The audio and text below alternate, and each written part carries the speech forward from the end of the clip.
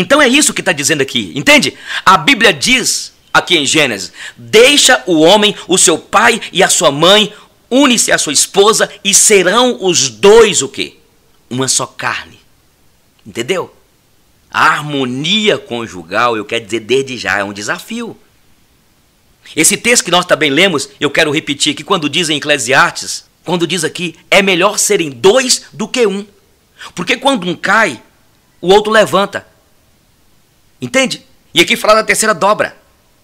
Quando um cai, levanta o outro.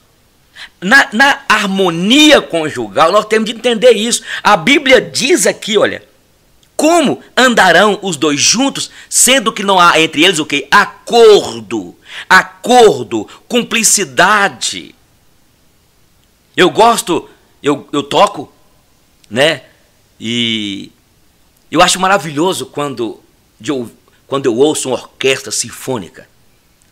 Não tem coisa mais extraordinária. De vez em quando eu estou chegando na igreja, eu falo assim, puxa vida, o som da igreja hoje está matando. O baixo está lá em cima, a bateria, meu Deus. Estamos lutando aí, mas a gente faz as paredes acústicas da nossa igreja no projeto Novo Templo. E eu toco. E sabe quando você ouve uma cordinha mi de uma guitarra desafinada, e lá está uma craviola tocando, de repente lá está um cavaquinho, de repente tem uma guitarra lá, um violão com a mi desafinada. Gente, para quem tem um ouvido, a gente vê que o negócio está bagunçado, não tem sintonia. É assim, não tem coisa melhor quando você ouve uma orquestra sinfônica, tudo certinho. Olha, sabe o que acontece? Nós temos um aparelho chamado diapasão. Tinha vezes que eu ia tocar, né, quando eu morava em Brasília, em algumas igrejas, e era tudo no ouvido, né? A gente ficava lá tocando no ouvido, tentando afinar pelo ouvido. E aí depois eles foram criando os diapasões hoje sofisticados. Eu creio que tem família hoje, tem casamento que precisa usar o diapasão, que é a Bíblia, que é na verdade a convivência, porque nós somos seres mutáveis.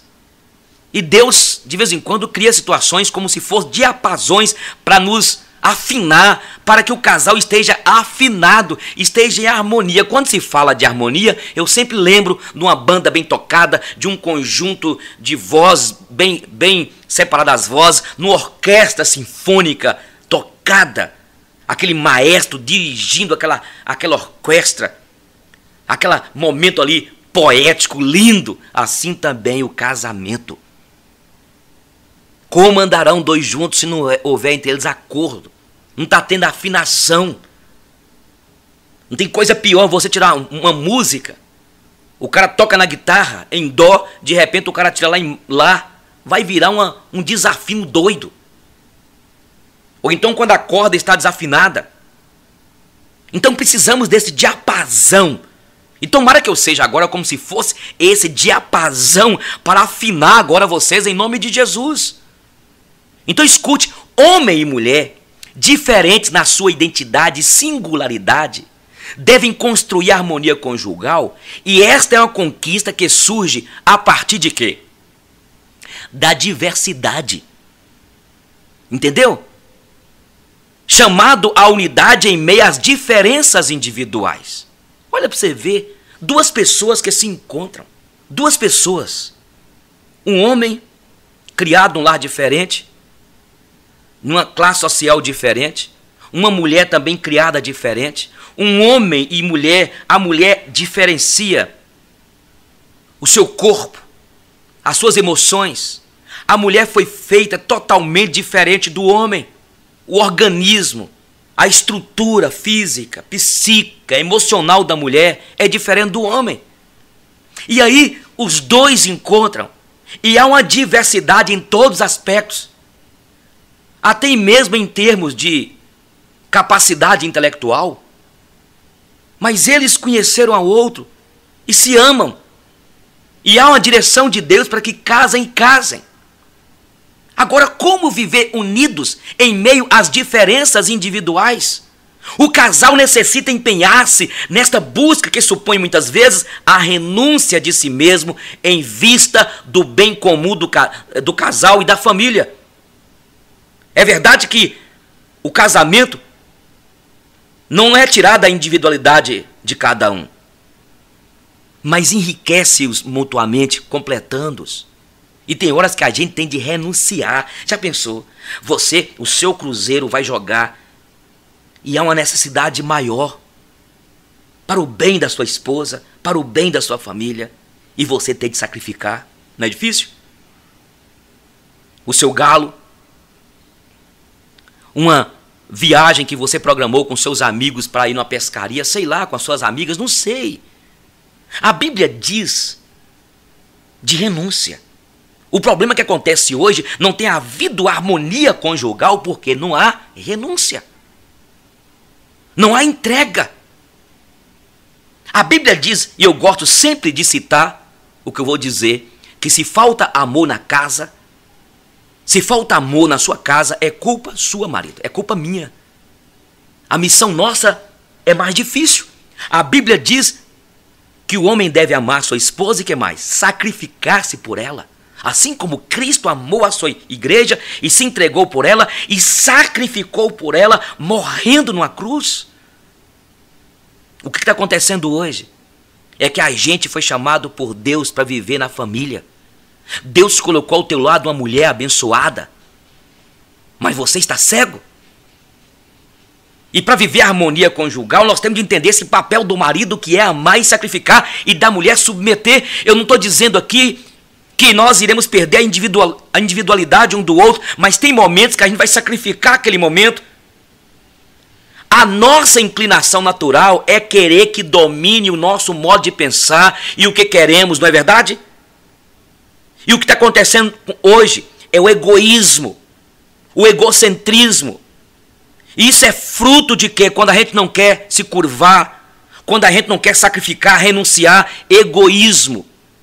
E quando não há humildade, e quando não há quebrantamento, e quando não há o reconhecimento de que eu preciso me curvar, eu preciso pensar no meu amado, na minha amada, as almas se partem. E ao invés de viver um casamento na harmonia, vive um casamento áspero, relacionamento difícil. Então escute, para ter essa harmonia precisamos de entender isso. E olha, esse negócio de egocentrismo, inclinação da carne, é a humanidade nossa fragilizada pelo pecado original. Sabe, é o Espírito Santo que a partir da adesão da vontade humana, sabe, constrói unidade entre o casal, gerando o quê? Gerando frutos de amor, respeito pelas diferenças, liberdade e espontaneidade, segurança e paz, a seguir algumas estratégias. E por isso eu quero colocar aqui alguns mandamentos do casal, para que o casal viva em harmonia, para que você, minha amada, meu amado, viva em harmonia. Sabe, esse é o problema que está havendo hoje.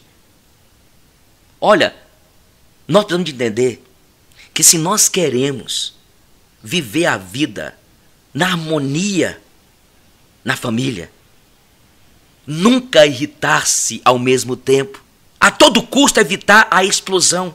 Quanto mais a situação é complicada, mais a calma é necessária. É preciso que um dos dois acione o mecanismo que assegura a calma de ambos diante da situação conflitante. É preciso nos convencer de que na explosão nada será feito de bom. É preciso entender que quando os dois estão com raiva, não vão chegar em lugar algum. E é por isso que tem acontecido hoje tanta diferença, tanta divisão, tanta briga, porque os dois estão irritados. Quando eu estou com raiva e de repente, Giselda, pega a calma. Quando Giselda está com raiva, eu pego e paro.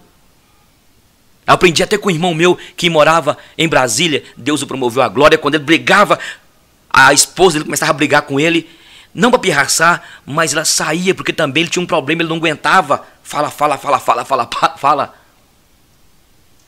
Então, para ter uma harmonia conjugal abençoada, se você quiser, esse é o primeiro mandamento que uma equipe de psicólogos e especialistas americanos, que eles trabalhavam com terapia conjugal, eles elaboraram 10 mandamentos do casal. Então, o primeiro mandamento é nunca irritar-se ao mesmo tempo.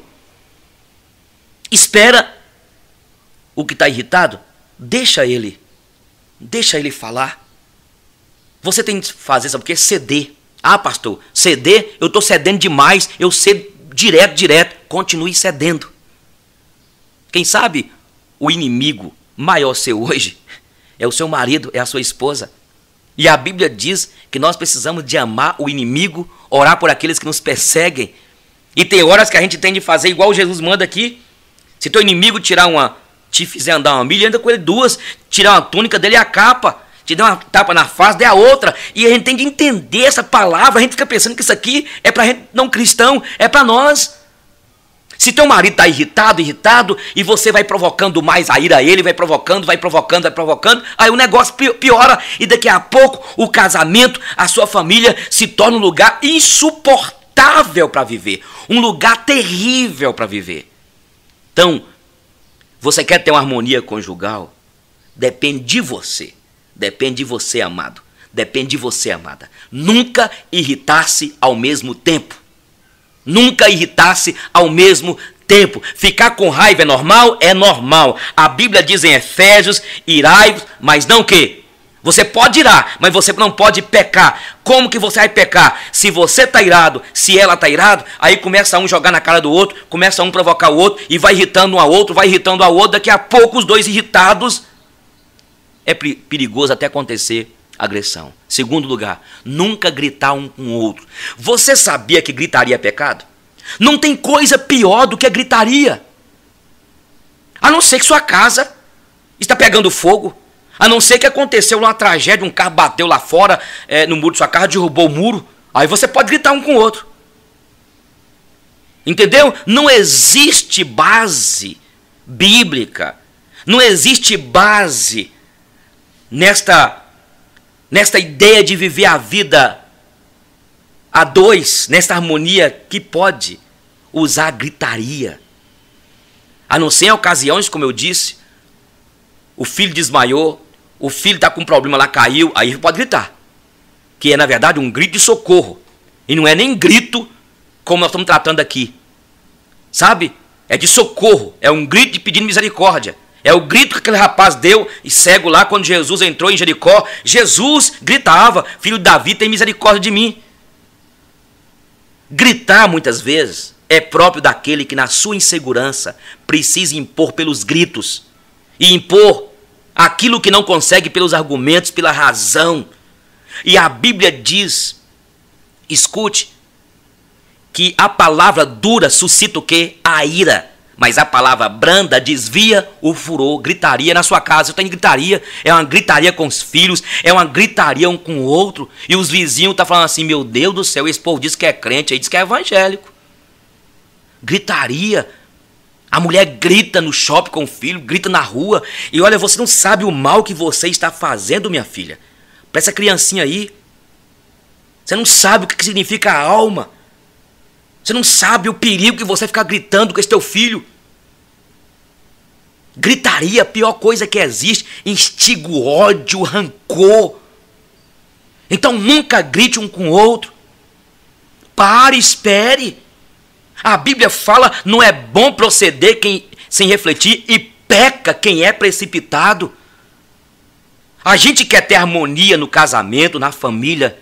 Então, esta é um ensinamento, uma pesquisa feita pelos psicólogos americanos. Que para ter uma harmonia, nunca grite um com o outro, respeite seu cônjuge, respeite a sua mulher. Sua mãe gritava com você, não era? Você sabia que a gente traz muitas maldições, mazelas da nossa casa? Quando nós casamos, eu comecei a gritar com minhas filhas. Eu gosto sempre de abrir o coração nesse aspecto. E um dia Giselda falou, olha, as meninas não estão te aguentando aqui em casa mais não. Essa gritaria sua, essa falta de educação. E tem uma coisa, as coisas... Olha, as coisas da casa vão para a praça. Daqui a pouco você está tão acostumado a gritar com a sua esposa, a gritar com seus filhos na sua casa, é uma gritaria miserável aí, que daqui a pouco você acostuma no encontro de casais, na casa de um amigo. Vocês vão passar um feriado, umas férias no resort, lá no corredor, você solta a sua esquisitice, a sua loucura, mulher, gritando, gritando. Então aprenda dentro de casa. Casa, gente, é um lugar de aconchego, é um lugar de um respeitar o outro. Grita, xinga, irrita, magoa, adoece a alma do filho, adoece a alma do seu cônjuge. Se nós queremos ter harmonia no casamento, na família, pare de gritar. Grita, grita, grita. Mas terceiro lugar, se alguém deve ganhar na discussão, deve ser o outro. Deixa que o outro ganhe. Perder uma discussão pode ser um ato de inteligência e de amor. E é. Dialogar jamais será discutir pela simples razão de que a discussão pressupõe um vencedor e um derrotado. E no diálogo não. Então, se por descuido nosso o diálogo se transformar em discussão, permita que o outro vença para que mais rapidamente ele termine. Discussão do casamento é sinônimo de guerra, uma luta inglória. Que vantagem há, gente, em se ganhar uma disputa contra aquele que é a nossa própria carne? É preciso que o casal, é preciso que você, meu irmão, minha amada, tenha a determinação de não provocar brigas. Não podemos nos esquecer que basta uma pequena nuvem para esconder o sol. Às vezes, uma pequena discussão esconde, por muitos dias, o sol da alegria no lar. Então deixa que o outro ganhe. Ah, pastor Eugênio, e aí que está a beleza de ser humilde. Sabe? É aí que está a beleza de calar, de silenciar. Olha, o silêncio fala muito alto. Em quarto lugar, você quer ter um casamento harmonioso? Eu quero, gente. Tem buscado isso. Se for inevitável chamar atenção, faça com amor. Pior coisa que existe é quando a gente chama atenção um do outro, em público, no meio das pessoas, chama a atenção dos filhos, expondo os filhos, traumatizando-os. Mas por que traumatizando o pastor? Porque, gente, olha, cada um de nós tem uma alma. A maneira que você trata um filho é uma, um outro é outra. Entende? A outra parte tem que entender que a crítica tem o objetivo de somar e não de dividir. Só tem sentido a crítica que for construtiva. E é essa, olha, e essa é amorosa, sem acusações e sem condenações. Antes de apontarmos um defeito, é sempre aconselhável apresentar duas ou mais qualidades do outro. Isso funciona como anestésico para que se possa fazer o curativo sem dor. É preciso, primeiramente, então quero colocar aqui, orar. Ore. Fala com Deus, Senhor, em nome de Jesus. Eu estou querendo falar com meu marido, eu quero falar com minha esposa, mas o Senhor sabe, Deus, ela tem essa dificuldade, ele tem essa dificuldade. Ore, ore. O Espírito Santo nos fala, ele é o nosso consolador, o nosso ajudador. Mas antes, elogie. Giselda é engraçada. A Giselda, quando vai falar alguma coisa comigo assim, e ela sabe meu temperamento, né? Que misericórdia está sendo trabalhado cada dia. Ela fala, amor, olha, você é um homem de caráter, você é trabalhador, eu te admiro, olha você.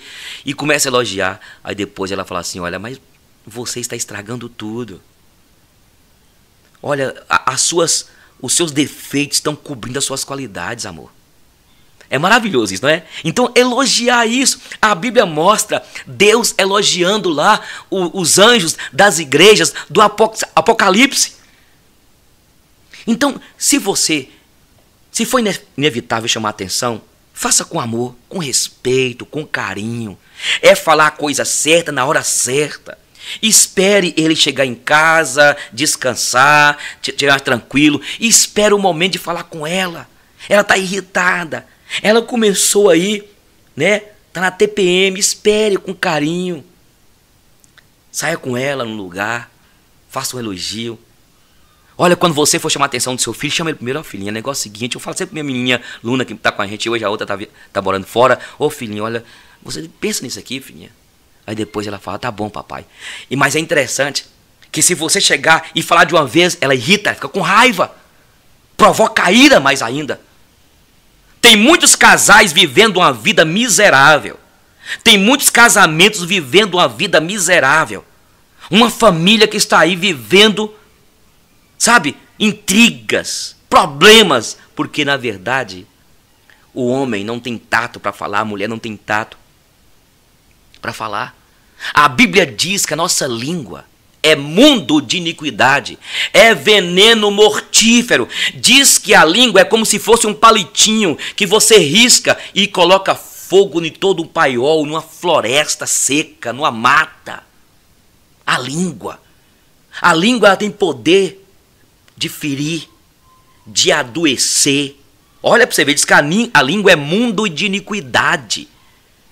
Por isso que a Bíblia fala que o coração do homem é que saem os maus desígnios. Aí quando você está com raiva, você usa a sua língua e vilipendia a mulher, o seu marido, e fala as coisas. Uma mulher uma vez falou com o marido, você é ruim de cama, você é terrível.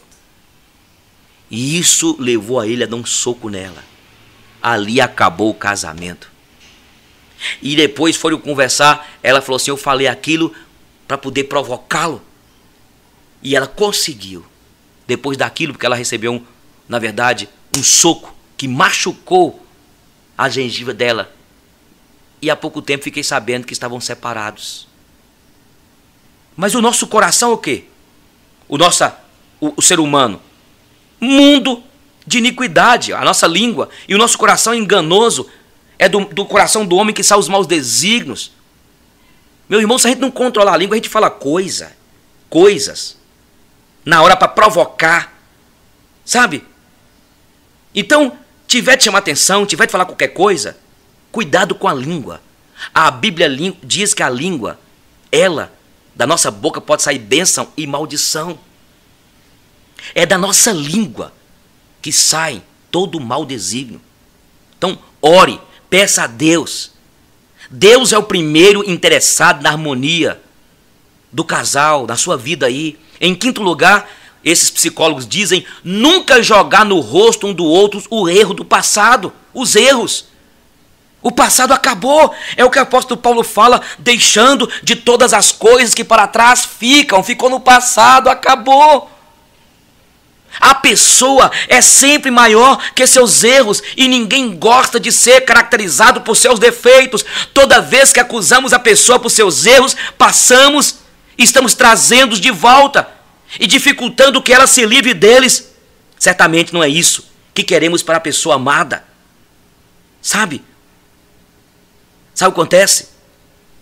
Muitas vezes, a sua mulher teve uma dificuldade tão grande para poder curar daquele problema, daquele erro que ela cometeu. Quem sabe a traição, quem sabe um outro problema, quem sabe seu marido, quem sabe tua filha que engravidou, sua filha que teve algum problema, sabe? E aí isso acontece? Maior dificuldade para curar. Quem sabe a sua esposa teve que procurar, entrou em depressão, teve de procurar um psicólogo. Quem sabe tua filha teve que procurar um psicólogo, aí no momento de raiva, de ira, você jogou aquele passado, desenterrou aquele defunto fétido, desenterrou, acabou tirando aquela casca daquela ferida, sangrando novamente. Meu Deus do céu. Nunca jogar no rosto um do outro os erros do passado, para viver a harmonia conjugal, para celebrar a vida a dois, para gozar com a mulher da tua mocidade, para viver uma vida feliz no casamento. É preciso então cuidar para não jogar um na cara do outro, no rosto um do outro, os erros do passado. Fica falando do passado. O passado passou. E graças a Deus, hoje as misericórdias do Senhor se renovaram, louvado seja Deus. Deus já perdoou sua esposa, Deus já perdoou seu filho, Deus já perdoou a sua menina, e você, pai, está aí ainda duro, guardando esse ódio. magoando mais e mais a tua esposa, magoando mais e mais o teu filho, magoando. Quem é você, cara? Quem é você, pai? Para você continuar sendo usado como se fosse o demônio, o capeta, esse carcereiro que acusa dia e noite, noite e dia as nossas almas, as nossas vidas, e agora você está sendo usado como instrumento do diabo. Quem é o acusador? É Satanás. Nós não fomos feitos para viver acusando ninguém, jogando no rosto da pessoa o passado dela. Basta o que ela já sofreu, basta o que ele está sofrendo. E se você ficar jogando na cara da tua esposa do passado, sabe? Se você não perdoou, se você ainda continua fazendo isso, você vai perder sua esposa, você vai perder seu marido, você vai perder sua família. Então você não perdoou. Em sexto lugar, a displicência com qualquer pessoa é tolerável, menos com o cônjuge. Eu já fui muito displicente, ainda sou. Há pouco tempo aí um pastor me convidou para pregar na igreja, eu esqueci. Ficou com raiva de mim, esqueci. Eu já fui displicente com pessoas da igreja. Marquei uma visita, não fui. Muitas vezes esqueci que eu sou mesmo pecador, fazer o quê? Um dia uma família ficou jogando, mas o senhor marcou, não foi? Eu vou ser sincero, eu esqueci. O senhor é irresponsável, assim, pensa se quiser. Eu esqueci, me perdoe. Sabe? Me perdoe. Agora, nós não podemos ser displicentes, sabe? Com o cônjuge. Com qualquer pessoa é tolerável. Na vida a dois, tudo pode e deve ser importante, pois a felicidade nasce das pequenas coisas. Entendeu? A falta de atenção para com o cônjuge é triste na vida do casal e demonstra desprezo para com o outro. Então seja atento ao que ele diz, aos seus problemas, às aspirações. Seja atento, não seja displicente. Dê atenção, valorize. Quando o seu marido chegar em casa, não fica aí no seu computador. Vai lá, dá um beijinho nele. Quando a sua esposa chegar, vai lá, dá um beijinho nela, dá um beijinho nele. Preocupe com ela, preocupe com ele. Não seja displicente. E eu estou dizendo aqui porque esses psicólogos lá dos Estados Unidos, eles colocaram exatamente o que deve fazer para que haja harmonia e o que não deve acontecer. Não pode haver displicência. Não seja displicente. Seja mais atencioso. Seja mais atenciosa. Seja mais. Olha, use as palavras para poder resgatar a autoestima da sua esposa, do teu filho, do teu marido. Use as palavras para elogiar. Use a tua boca para profetizar. O que é profetizar, pastor? O senhor fala direto isso, tudo que é pastor fala. Na ideia, esta palavra hoje, na conjuntura nossa, profetizar, é declarar palavras de esperança. Palavras que possa guiar alguém. Palavras que possa nortear para o bem, para a felicidade, para a promoção do casal, da sua vida. Quando eu falo, eu quero profetizar sobre você, eu estou dizendo, eu quero dizer para você que você consegue, que você é menino de Deus, mulher de Deus, que eu quero profetizar sobre você, eu quero declarar palavras para que você seja vitoriosa, para que você seja feliz. Então use a tua boca para profetizar, declarar palavras ternas, elogie a tua esposa, elogie o teu filho, a tua filha, elogie. Não seja displicente. Não seja displicente quando a tua esposa arrumar o cabelo, elogie o cabelo dela, ela fez as unhas diferentes, chega lá, fica olhando, irmão, procure, irmão. Preocupe com os detalhes. Preocupe com pequenos detalhes. A sua esposa comprou uma roupa e você nem elogiou. A sua esposa compra uma roupa lá, uma roupa íntima, e está lá arrumando e você... Ai, o que é isso? Onde você arrumou isso? O bicho é grosseiro, é bruto, sabe? Elogia, cara. Elogia a tua esposa, elogia o teu marido. Chama a tua esposa de linda, de fofa. Entendeu? Chama teu marido de palavras ternas que eu não vou falar aqui, você deve falar com ele. Elogie teu adolescente, elogie os teus filhos. São pessoas que Deus colocou ao teu lado para você cuidar, para você valorizar. Não seja displicente. Lembre da data do aniversário dela, data do seu casamento. Lembre. Não seja displicente. Fica ligado, meu irmão. Fica ligado. 7ª lição. Nunca ir dormir sem ter chegado a um acordo. A Bíblia diz aqui em Efésios: não se ponha o sol sobre a vossa ira. Vocês estão brigados e não pedir ainda desculpa um com o outro, não conversar ainda, não vai dormir, porque o dia seguinte é pior. E o inimigo é estratégico e também o nosso coração é enganoso. E aí no dia seguinte vai piorando, vai ficando um distante do outro, vai secando. Daqui a pouco um está dormindo num quarto dos filhos ou na sala. E outra coisa, não saia do seu quarto, durma lá. É o leito sem mácula que está lá, é o lugar de vocês, é o cantinho, é o lugar de celebração da paixão, do amor, é o lugar do quebrantamento, é o lugar de vocês, então, pedirem perdão um para o outro. Se isso não acontecer, no dia seguinte, o problema poderá ser bem maior. Não se pode deixar acumular problemas sobre problemas sem solução. Os problemas da vida conjugal são normais e exigem de nós atenção e coragem para enfrentá-los até que sejam solucionados com o nosso trabalho e com a graça de Deus. Já viu falar na avestruz? A atitude da avestruz, da fuga, é a pior que existe. Então é preciso buscar com toda intensidade a paz no casamento, a harmonia. Quem sabe você está dormindo lá no quarto dos meninos, na sala. Volte para o quarto. Estou falando com você que é homem de Deus, mulher de Deus.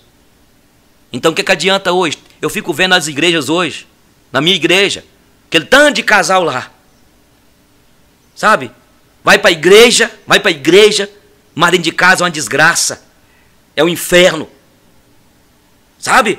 Vai para a igreja lá, um santão. Ixi, não, o cara fala cada língua, rapaz. Que língua é aquela? Levanta as mãos, sapateia, né?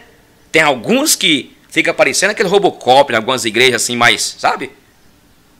É, aquela liturgia lá, aquela religiosidade. Mas dentro de casa o negócio tá pegando. Dentro de casa o problema tá comendo por conta.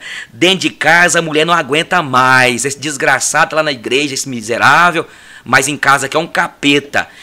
Lá na igreja é um santão, mas aqui em casa é um demônio.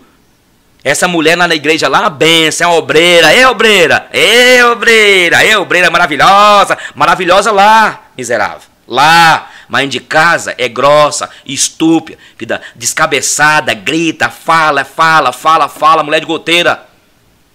O que adianta, gente? O que adianta? Será que você não está cansada dessa religiosidade, não? Há pouco tempo a mulher falou: pastor, não estou aguentando mais. Dá vontade de ir embora, dá vontade de sumir. Não aguento mais. Por quê? Porque, na verdade, nós vivemos de quê? De máscaras. Vivemos de quê? Folha de figueira. Eu gostaria que você assistisse depois a nossa mensagem Tirando a Roupa. Precisa tirar a roupa. Parar com hipocrisia. Com essa mentira. Tem líder aqui na igreja lá. Fica lá. Receba. E a mulher fala assim: miserável. Eu estou precisando de receber o respeito seu. Eu estou precisando de receber seu carinho. Eu estou precisando de receber. É você me valorizar, você me amar. E tá lá, receba. Você está aguentando, né? Meus irmãos, você está aguentando esse barulho? Como é que esse povo aguenta esses barulhos, gente? Que barulhada é essa? Mas lá na igreja é aquela coisa linda. O filho fala assim: meu Deus do céu, tem que sair de casa. Escute, em 8º lugar, pelo menos uma vez ao dia, dizer um ao outro palavra carinhosa. Muitos têm reservas enormes de ternura, mas esquece de expressá-las em voz alta. Não basta amar um ao outro. É preciso demonstrar esse sentimento também com palavras e especialmente com gestos. Para as mulheres, isso tem sido um efeito quase mágico. É um tônico que muda completamente o seu estado de ânimo, humor e bem-estar. Muitos homens têm dificuldade neste ponto. Alguns por problemas de educação, mas a maioria porque ainda não se deu conta da sua importância. O quão é importante elogiar, o quanto é importante dizer palavras ternas, maravilhosas, como eu disse antes. Então escute, meu irmão. Vença isso. Isso é importante. Olha, nós somos criados, nós temos uma alma, nós temos sentimentos, nós temos poesia. Nós somos seres românticos. Somos seres racionais, sim, mas somos seres emocionais. Até dentro da igreja. Ninguém aguenta aquelas igrejas, sabe? Um dia eu estava num culto e o pastor, então, quando os jovens estavam batendo palmas e tudo alegres, aí o pastor levantou. Queria dizer aos irmãos que o culto a Deus é um culto racional. Palermão. É um Palermo um cara desse. E um dia eu falei com um irmão, falei assim, meu irmão, você tem de procurar a igreja do racionalismo cristão, é lá que você tem que ficar. É razão. Eles não entendem esse negócio de culto a Deus racional. É verdade que nós temos que ter cuidado também com algumas comunidades que é só emocionalismo. Aí eu fico pensando, como é que é um cara dentro de casa, hein? O culto a Deus é racional. Palerma. É Palerma esse que fala isso, e são Palermas também aqueles que só usam o emocionalismo nas igrejas. E a mesma coisa no casamento. É tudo razão, aquela sequidão, aquele deserto, não existe ternura. Nós somos seres poéticos, volitivos. E mulher gosta disso. E você fica sabendo, tem gente elogiando sua esposa lá no trabalho dela. Orelhinha sua é bonita, hein, querida, mas tá linda, hein? Elogia a boca dela, você não elogia? Vai, insensato. Mulher sua tá arrumando os dentes, arrumada, você não elogia? Pelo menos uma vez por dia, diga ao seu marido também. Sabe, palavras de agradecimento. Agradecer seu marido, agradecer sua esposa. Gente, eu poderia ficar aqui 2 horas ou mais falando da minha esposa. Se nós temos alguma coisa, ela que me ajudou. Ao lado de um grande homem tem quem? Uma mulher. Está na Bíblia. Por isso que Deus colocou a Eva no lugar, ao lado de Adão. Para ajudá-lo, para estar com ele. E para ele também protegê-la, cuidar dela. Entende? E você, a tua esposa te ajudou você construir a casa, comprar esse carro. Vocês têm algumas coisas. Agradeça, filha. Tudo que eu tenho, você que me ajudou. Mas é orgulhoso demais. Tem homem que ele acha que ele é o máximo. Ele enche a geladeira de coisas. Lá, a geladeira está lotada de coisas. Mas a mulher quer o quê? Mulher conquistada com palavras. Quando você quer ter intimidade com a sua esposa, começa no primeiro dia da semana, segunda-feira, conversando com ela. Quem sabe terça-feira acontece alguma coisa, ou então no mesmo dia. Que depende também, vem de idade, vem de hormônio, vem de um bocado de coisa. Vai falando, vai enchendo. Eu preguei uma mensagem aí, que você deve ter ouvido, sobre, baseado no livro de Gary Chapman, sobre as 5 linguagens do amor, que a mulher e o homem têm um tanque do amor e precisa ser enchido. E a mulher é para encher com o quê? Com elogio, com falando, respeitando, considerando, investindo nela. Então todos os dias fale. 9º lugar, cometendo um erro, saber admitir e pedir desculpas.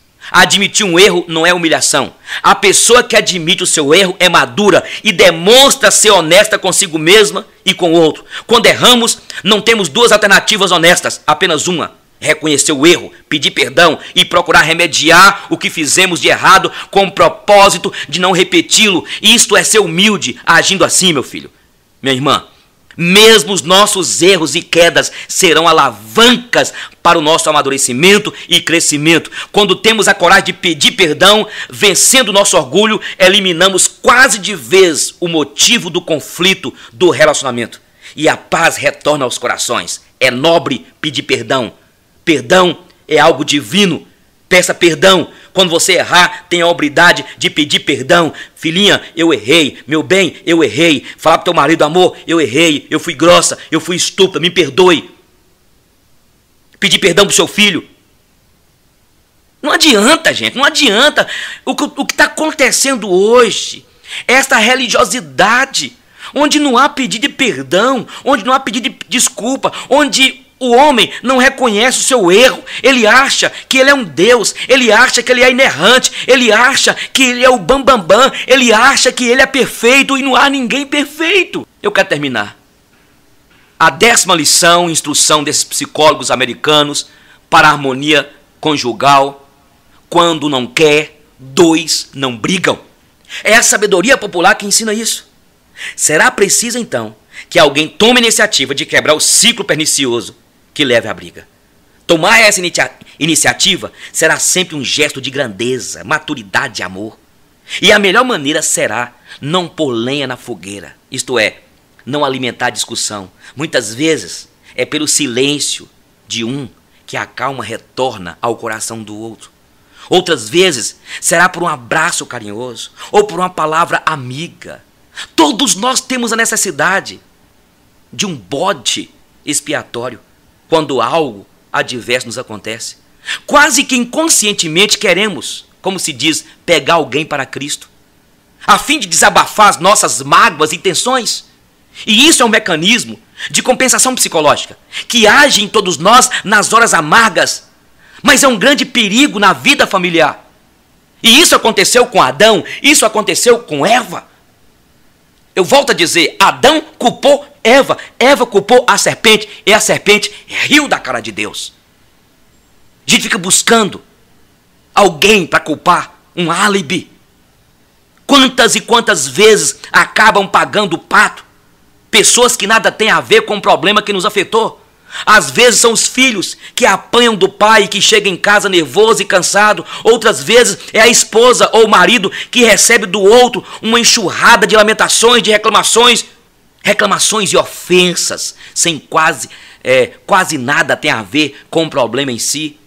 Então é necessário, queridos, é necessário vigilância nestas horas para não permitir que o sangue quente nas veias gere uma série de injustiça com os outros. No serviço e fora de casa, respeitamos as pessoas, o chefe, a secretária, etc. Mas em casa, onde somos família, onde são pessoas que Deus colocou ao nosso lado para amar, para valorizar, para cuidar, há um desrespeito. Acaba acontecendo o desrespeito exatamente onde estão os nossos entes mais queridos. É no lar, é ali, é aí, minha irmã.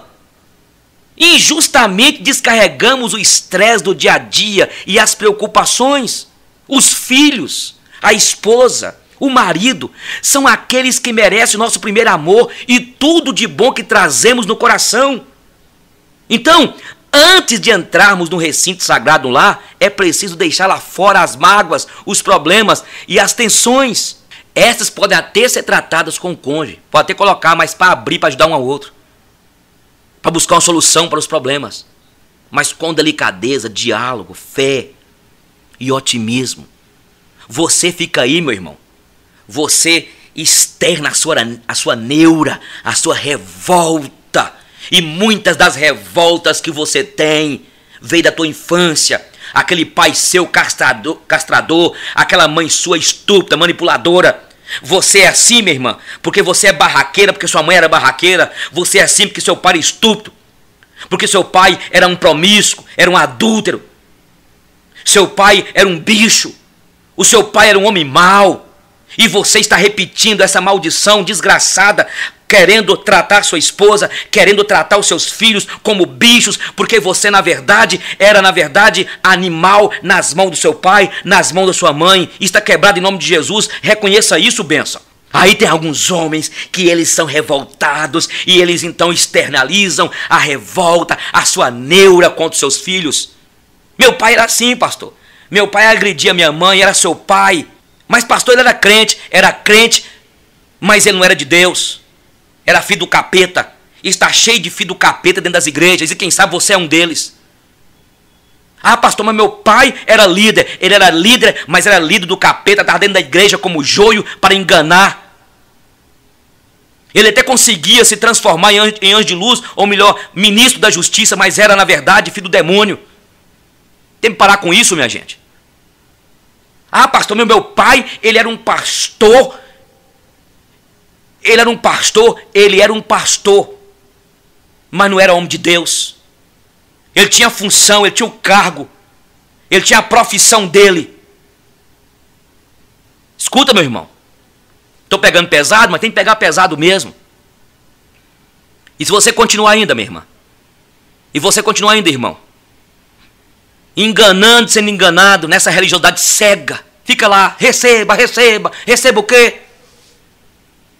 Você precisa de receber, é sua conversão, é ser salvo. Escute, o amor é o oxigênio da vida em família. É o amor dos esposos que gera o amor da família e que produz o alimento e o oxigênio mais importante para os seus filhos. Entende? O homem não pode viver sem amor. Ele permanece para si próprio um ser incompreensível e a sua vida é destituída de sentido se não lhe for revelado o amor, se ele não se encontra com o amor, se não o experimenta e se não o torna algo próprio, se nele não participa vivamente. Sem o amor, a família nunca poderá atingir a sua identidade, isto é, ser uma comunidade de pessoas. O amor é mais forte do que a morte e é capaz de superar todos os obstáculos para construir o outro. Assim, é o que diz aqui a Bíblia. No livro de Cantares, capítulo 8, eu gosto deste texto. O amor é forte como a morte. Suas centelhas são centelhas de fogo, uma chama viva. As torrentes não poderiam extinguir o amor, nem os rios o poderiam submergir. Há muitos casais que dizem que vão se separar porque acabou o amor entre eles. Será verdade? Seria mais coerente dizer que o verdadeiro amor não cresceu e não amadureceu, foi queimado pelo sol forte do egoísmo e sufocado pelo amor próprio de cada um. Não seria mais coerente dizer, nós matamos o nosso amor com egoísmo? Um médico entrou no hospital com pressa, depois de ser chamado a uma cirurgia de emergência. Ele respondeu ao chamado o mais rápido possível. Mudou de roupas e foi diretamente para o bloco cirúrgico. Ele encontrou o pai do menino indo e vindo na sala de espera do médico. Depois de vê-lo, o pai gritou: "Por que você tomou todo esse tempo para vir? Não sabia que a vida de meu filho está em perigo? Você não tem senso de responsabilidade, doutor." O médico sorriu e disse: "Desculpe-me. Eu não estava no hospital e eu vim o mais rápido que pude, depois de receber a chamada. E agora, eu gostaria que você se acalmasse para que eu possa fazer o meu trabalho." "Me acalmar? E se fosse seu filho quem estivesse nesta sala agora, você estaria calmo? Se o seu filho fosse agora o que estivesse morrendo?" disse o pai irritado. O médico sorriu novamente e respondeu: "Eu vou dizer o que disse Jó na Bíblia: do pó viemos e ao pó voltaremos. Bendito seja o nome de Deus. Os médicos não podem prolongar a vida, mas eu vou interceder por seu filho. Vamos fazer todo o possível pela graça de Deus." "Dar conselhos quando estamos em situação é tão fácil", murmurou o pai. A cirurgia levou algumas horas, depois que o médico saiu feliz. Graças a Deus, seu filho está salvo. E sem esperar por uma resposta do pai, com muita pressa, olha para o relógio e foge. Ao mesmo tempo que vai, ele disse: "Se você tiver alguma dúvida, pergunte à enfermeira." "Por que é tão arrogante? Não podia esperar mais alguns minutos para eu pedir mais informações sobre o estado do meu filho?" E a enfermeira, cheia de lágrimas pelo seu rosto, disse: "O filho do doutor morreu ontem em um acidente de estrada. O médico estava no cemitério quando você chamou para realizar a cirurgia de seu filho. E agora que ele salvou a vida de seu filho, ele correu para terminar o sepultamento de seu filho. Não julgue as pessoas. Você não sabe qual é a realidade delas. Nunca julgue ninguém, porque você nunca sabe nada sobre a vida dessa pessoa e o que está acontecendo na vida dela.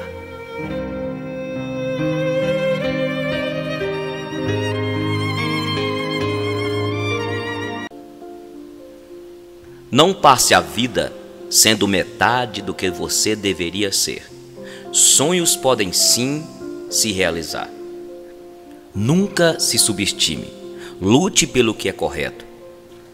Guardar ressentimentos dentro de nós só nos deixa doentes. O amor bate em nossas portas de maneiras e formas diferentes. Amar demais nunca é demais. Amar de menos é demais. É necessário ouvir a voz do coração. Honestidade é tudo. O caráter é essencial. Abra os olhos para as coisas que realmente importam. Descarte o restante. São poucos os que você pode depositar sua confiança. Mas esses poucos estarão sempre com você e de uma forma ou outra devem sempre ser lembrados. Não faça da rotina um estilo de vida. Busque novos horizontes. Faça novas descobertas. Às vezes é preciso mudar. E o mais importante, seja sempre você e não passe a vida sendo metade do que você deveria ser.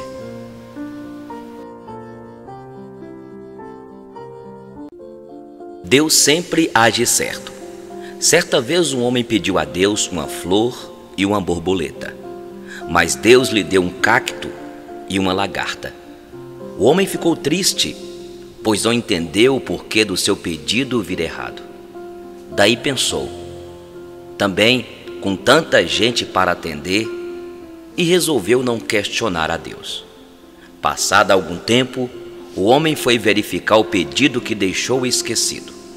Para sua surpresa, do espinhoso e feio cacto havia nascido a mais bela das flores, e a horrível lagarta transformou-se em uma belíssima borboleta. Deus sempre age certo. O seu caminho é o melhor, mesmo que aos nossos olhos pareça estar dando tudo errado.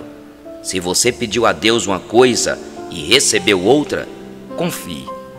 Tenha a certeza de que Ele sempre dá o que você precisa, no momento certo. Nem sempre o que você deseja é o que você precisa.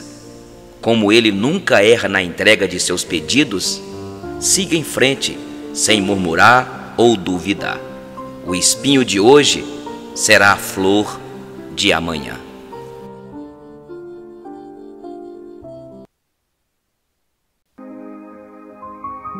As coisas que aprendi na vida. Aprendi que não importa o quanto eu me importe. Algumas pessoas simplesmente não se importam. Aprendi que não importa quão boa seja uma pessoa, ela vai ferir-me de vez em quando, mas eu preciso perdoá-la por isto. Aprendi que falar pode aliviar minhas dores emocionais. Aprendi que se leva anos para se construir confiança e apenas segundos para destruí-la. Aprendi que verdadeiras amizades continuam a crescer, mesmo a longas distâncias. Aprendi que eu posso fazer em instantes coisas das quais me arrependerei pelo resto da vida. Aprendi que o que importa não é o que eu tenho na vida, mas quem eu tenho na vida. Aprendi que os membros da minha família são amigos que não me permitiram escolher. Aprendi que não tenho que mudar de amigos, e sim compreender que os amigos mudam. Aprendi que as pessoas com quem eu mais me importava na vida me foram tomadas muito depressa. Aprendi que devo deixar sempre as pessoas que amo com palavras amorosas, pois pode ser a última vez que as vejo. Aprendi que as circunstâncias e o ambiente têm influência sobre mim, mas eu sou responsável por mim mesmo. Aprendi que não devo me comparar aos outros, mas com o melhor que posso fazer. Aprendi que não importa até onde eu chegue, mas para onde estou indo. Aprendi que não importa quão delicado e frágil seja algo, sempre existem dois lados. Aprendi que vou levar muito tempo para eu me tornar a pessoa que eu quero ser. Aprendi que eu posso ir mais longe depois de pensar que não posso mais. Aprendi que ou eu domino meus atos ou eles me dominarão. Aprendi que heróis são pessoas que fizeram o que era necessário, enfrentando as suas consequências. Aprendi que ter paciência requer muita prática. Aprendi que existem pessoas que me amam, mas simplesmente não sabem como demonstrar isso. Aprendi que meu melhor amigo e eu podemos fazer muitas coisas ou nada e termos bons momentos juntos. Aprendi que a pessoa que eu espero que me pise quando eu estiver caído é uma das poucas que me ajudarão a levantar. Aprendi que há mais dos meus pais em mim do que eu supunha. Aprendi que quando estou com raiva, tenho o direito de estar com raiva, mas isto não me dá o direito de ser cruel. Aprendi que só porque alguém não me ama do jeito que eu quero, não significa que esse alguém não me ame com tudo o que pode. Aprendi que a maturidade tem mais a ver com os tipos de experiências que eu tive e o que aprendi com elas do que com quantos aniversários já celebrei. Aprendi que nunca devo dizer a uma criança que sonhos são bobagens ou que estão fora de cogitação, pois poucas coisas são mais humilhantes e seria uma tragédia se ela acreditasse em mim. Aprendi que nem sempre é suficiente ser perdoado por alguém, tenho que aprender a perdoar a mim mesmo. Aprendi que não importa em quantos pedaços meu coração foi partido, o mundo não para que eu o conserte. Apenas aprendi as coisas que aprendi na vida.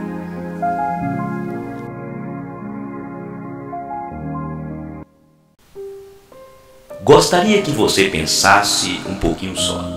Se você está triste porque perdeu o seu amor, lembre-se daquele que não teve um amor para perder.